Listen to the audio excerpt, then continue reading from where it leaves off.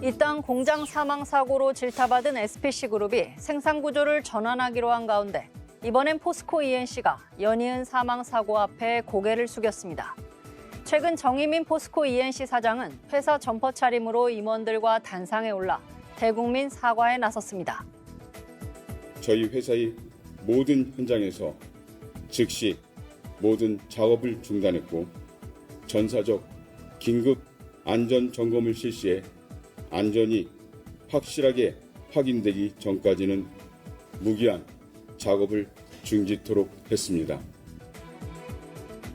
앞서 포스코 ENC가 시공하는 고속도로 공사 현장에서 60대 근로자가 천공기에 끼어 숨지는 사고가 발생했는데 추락, 감전 등 올 들어 포스코 ENC 시공 현장에서 발생한 사망 사고만 4건입니다. 대국민 사과문 발표 7시간 전 이재명 대통령은 생중계된 국무회의에서 같은 방식의 사망 사고 반복은 결국 죽음을 용인하는 것이고 심하게는 미필적 고의에 의한 살인이라고 강도 높게 비판했는데요. 정부가 사실상 산업재해와의 전쟁에 나섰다는 분석이 나오는 가운데 건설업계 등도 안전 강화를 위한 정부 정책 방향에 적극 동참하겠다는 뜻을 밝힌 상태입니다. 장인하 포스코그룹 회장은 그룹 내 모든 사업장에 외부 안전 전문가가 참여하는 안전진단 태스크포스 발족을 특별 지시했는데요. 반복되는 죽음의 고리를 끊어내는 일이 당면한 우선 과제가 될 전망입니다. 미국발 관세 위기 앞에 관련 기업들이 저마다 새로운 생존 전략을 모색하고 있는데요. 서정진 셀트리온 그룹 회장은 미국의 의약품 관세 예고에 정면 돌파를 택했습니다. 셀트리온은 최근 미국 바이오 의약품 생산 공장 인수 입찰에서 다른 글로벌 기업들을 제치고 우선 협상 대상자에 선정됐습니다. 미국 내 생산 거점을 확보하게 된 건데 의약품 관세 리스크를 선제적으로 해소하기 위한 조치입니다. 연내 현지 공장 인수를 마무리하고 내년 하반기에는 셀트리온 제품이 메이드 인 USA로 병행 생산될 거란 전망입니다. 향후 부과될 의약품 품목 관세는 미국이 최혜국 대우를 약속했지만 현지에서 제품을 생산하면 관세를 아예 회피할 수 있는 만큼 근본적 해결책을 확보한 셈입니다. 서 회장은 올해 매출과 영업이익 목표치를 각각 4조 6천억 원과 1조 5천억 원 수준이라고 제시했습니다. 서 회장의 승부수가 관세 리스크 해소와 동시에 공언했던 퀀텀 점프로 이어질지 주목됩니다. 다음으로 만나볼 CEO, 조주환 LG전자 대표이사 사장입니다. 산업체질 전환에 있어 최근 빠지지 않는 화두인 인공지능을 기반으로 조 사장은 LG전자 업무 혁신에 드라이브를 걸었습니다. 조 사장은 임직원 소통 행사 AX 토크 콘서트에서 이제는 인공지능 전환, 즉 AX의 속도가 사업 성패를 좌우하게 될 거라며 AI 확산의 선봉장 역할을 자처했는데요. AX를 진두지휘하는 최고 확산 책임자, CDO 역할을 하겠다고 밝혔습니다.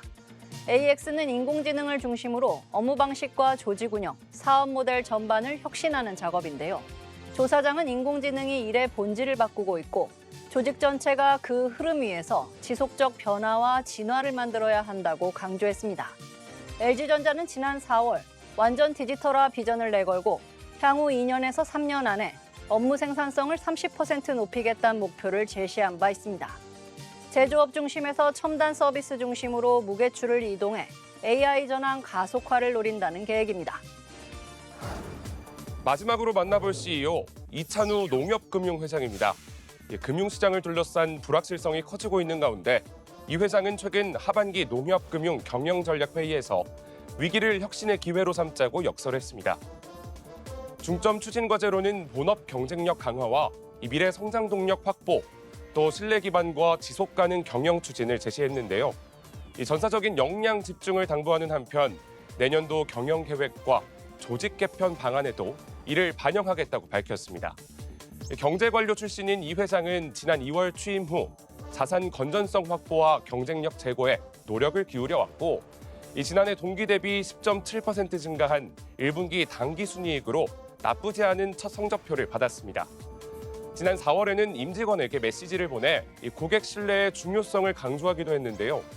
최근 호우 피해를 입은 농가 돕기에 팔을 걷어붙이는 등 고객 신뢰의 바탕을 둔 성장의 선순환을 이어간다는 목표입니다. 경제 위기 속에서도 KB, 신한, 하나, 우리 등 4대 금융그룹은 올해 상반기에만 10조 원 넘는 순이익을 벌어 역대 최고 실적을 써냈습니다. 여기엔 주택담보대출 이자가 큰 몫을 했는데 이자놀이에 매달리지 말라는 이 대통령의 경고에도 상승세를 이어가며 예적금 금리만 낮춘 상태입니다. 고령층과 서민층에겐 어느 때보다 힘겨운 여름이 이어지고 있습니다. 이자놀이 지적에 금융권은 긴급 간담회를 열기도 했지만 정부의 눈치를 살피기 전에 국민의 삶을 살피며 경영의 근본인 민본주의를 되짚어봐야 할 때입니다. 지금까지 CEO 풍향계였습니다.